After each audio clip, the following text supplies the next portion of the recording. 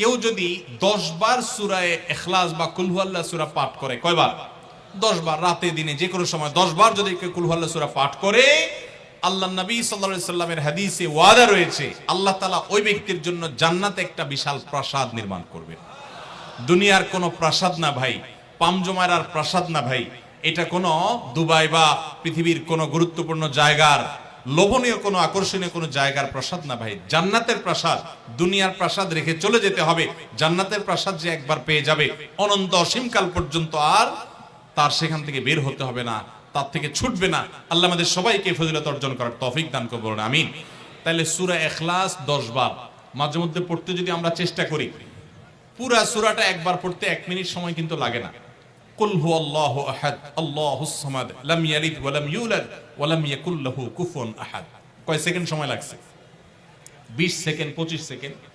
আপনি চাইলে 1 মিনিটে 3 বার কুল হুয়াল্লাহ সূরা পড়তে পারেন, তার মানে 1 মিনিটে পুরো কোরআন খতম দেওয়ার সওয়াব আপনি লাভ করতে পারেন। তাহলে অবসর সময়গুলোতে আমরা মুখস্থ তো সবারই আছে, পড়ার চেষ্টা করব না ইনশাআল্লাহ। আল্লাহ আমাদের সবাইকে তৌফিক দান করুন। এবং পড়ার পাশাপাশি এই সূরাতে আল্লাহর একত্ববাদের কথা বলা আছে, মূল বিষয়টা সেটা, শুধু সওয়াব আহরণ করাই উদ্দেশ্য না, বরং এখান থেকে আল্লাহর একত্ববাদের শিক্ষা নিতে হবে।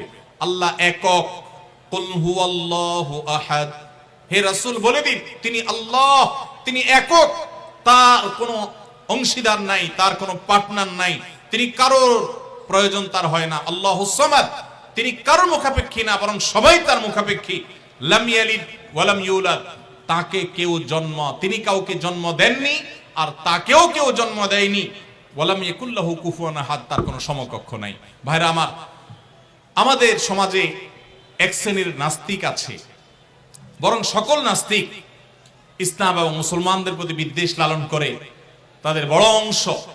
এই নাস্তিকদের একটা কমন প্রশ্ন হলো, তারা বলে আল্লাহ যদি আমাদের সবার সৃষ্টিকর্তা হয় তো আল্লাহর সৃষ্টিকর্তা কে? নাউজুবিল্লাহ। এরকম একটা প্রশ্ন নাস্তিকরা করে।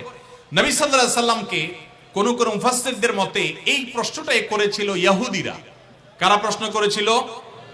ইহুদিরা। সেই জবাবে আল্লাহ তাআলা এই আয়াত নাযিল করেছেন এবং জানিয়েছেন যে আল্লাহ তিনি কারোর জন্ম দেওয়ার মুখাপেক্ষী নন, তাকে কেউ জন্ম দেয়নি, তিনি কারোর মুখাপেক্ষী নন। এখন প্রশ্ন হতে পারে, আচ্ছা আল্লাহ তাআলা তিনি আমাদের সৃষ্টি করলেন বুঝলাম, তাহলে আল্লাহকে কে সৃষ্টি করলো, যেটা নাস্তিকরা করেছে? এই প্রশ্নটা একটা অমূলক প্রশ্ন এবং ভুল প্রশ্ন। এই প্রশ্নটা একটা ভুল প্রশ্ন। কিভাবে ভুল প্রশ্ন? আল্লাহ তাআলা কি সৃষ্টি না স্রষ্টা? সবাই উত্তর দেন। আল্লাহ কি সৃষ্টি নাকি সৃষ্টিকর্তা? আল্লাহ যদি সৃষ্টিকর্তা হন, স্রষ্টা হন, তাহলে তার আবার যদি সৃষ্টিকর্তা খোঁজেন, সৃষ্টিকর্তার জন্য যদি আবার সৃষ্টিকর্তা খোঁজেন, তাহলে তিনি তো আর সৃষ্টিকর্তা হলেন না, তাহলে তিনি সৃষ্টি হয়ে গেলেন। কথা বুঝেন নাই? যার স্রষ্টা থাকে তাকে সৃষ্টি বলে। আমার একজন স্রষ্টা, এক সত্তা আছে, স্রষ্টা, যিনি আমাকে সৃষ্টি করেছেন, আপনাকে সৃষ্টি করেছেন, তাহলে আমরা হলাম সৃষ্টি। যাকে কেউ সৃষ্টি করে তিনি হলেন সৃষ্টি। আমাদের আল্লাহর যদি আরেকজন স্রষ্টা আপনি খোঁজেন, তার মানে আপনি আল্লাহকে সৃষ্টি মনে করতেছেন। আসলে আল্লাহ তো সৃষ্টি না, তিনি হলেন কে? স্রষ্টা। স্রষ্টার আর কোন সৃষ্টিকর্তার প্রয়োজন। যদি বলেন যে আল্লাহরও আবার সৃষ্টিকর্তা লাগবে, তখন তো প্রশ্ন আসবে সেই সৃষ্টিকর্তার আবার সৃষ্টিকর্তাকে। এইভাবে তো অনন্ত অসীমকাল পর্যন্ত যেতে থাকবে, এটা তো হতে পারে না। এই জন্য পৃথিবীর সব কিছু, সৃষ্টি জগতের সব কিছু কোনো কারণ ছাড়া হয় না। এক মহান সত্তা আল্লাহ রাব্বুল আলামিন, তিনি এমন এক সত্তা যে তিনি নিজে সবকিছু সৃষ্টিকর্তা, তাকে কেউ সৃষ্টি করেন নাই। তার আগে চিন্তা করে যদি আপনি হয়রান হন তো আল্লাহর কাছে পানা চাইবেন, বরং এই চিন্তা না করে আপনি আল্লাহর প্রতি ঈমান আনবেন, শয়তান থেকে পানা চাইবেন।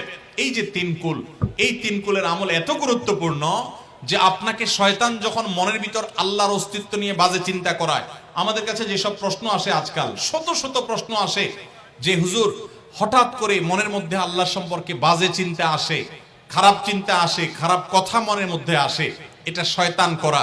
এটা যখন মনের মধ্যে আসবে, সাথে সাথে আউযু বিল্লাহি মিনাশ শাইতানির রাজিম পড়বেন, এই সূরা ইখলাস, ফালাক, নাস পড়বেন এবং বাম দিকে প্রতীকী থুতু শুয়ের আগায় যে পরিমাণ থাকে এরকম থুতু বাম দিকে যদি নিক্ষেপ করেন এবং আউযু বিল্লাহ পাঠ করেন, আল্লাহ তাআলা শয়তান থেকে পানাহ দান করবেন। এবং মনে রাখবেন, মুসলমানের মনের ভিতরে আল্লাহ সম্পর্কে বাজে চিন্তা আসলে বুঝতে হবে যে ইবলিস হাজির হয়ে গেছে। কে হাজির হয়েছে? ইবলিস আমার মনের ভিতরে কুচিন্তা ঢুকাচ্ছে।